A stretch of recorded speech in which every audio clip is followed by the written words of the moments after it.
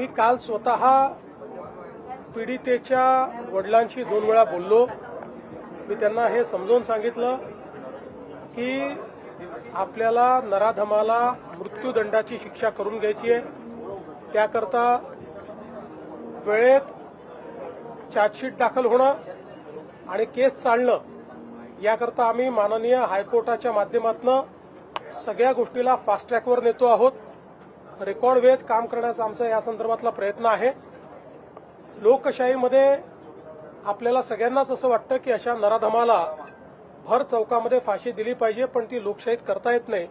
लोकशाही कायद्याने चालते, पण कोणाला कायद्याचा दुरुपयोग करता येऊ नये या दृष्टीने कुठलाही लूपहोल न ठेवता या नराधमाला यमसदनी कसं पाठवायचं, त्याला मृत्यूदंडाची शिक्षा कशी होईल अशा प्रकारचा संपूर्ण प्रयत्न हा राज्य शासनाच्या वतीनं त्या ठिकाणी केला जाईल।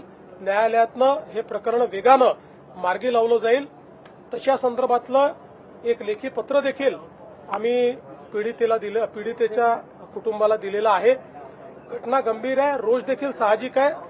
नागरिकांचा रोष असणं काही हे चुकीचं नाहीये। मला असं वाटतं एवढंच आहे की त्या ठिकाणी काही लोक हे त्याही परिस्थितीचा फायदा घेऊन काही वेगळ्या पद्धतीचं वळण लावण्याचा प्रयत्न करत होते, पण मी मुलीच्या वडिलांचे आभार मानतो की त्यांनी ती परिस्थिती समजून घेतली आणि सीपींशी चर्चा केल्यानंतर त्यांनी हा निर्णय केला की आम्ही हे कॉल ऑफ करू। दुर्दैवाने काही लोक त्यांनाही जाऊ देत नव्हते, त्यांनाही अडवायचा प्रयत्न करत होते। ते लोकही कोण आहेत हे लक्षात आलेलं आहे, पण ठीक आहे, आता त्याच्याबद्दल फार काही आपल्याला करायचं नाहीये।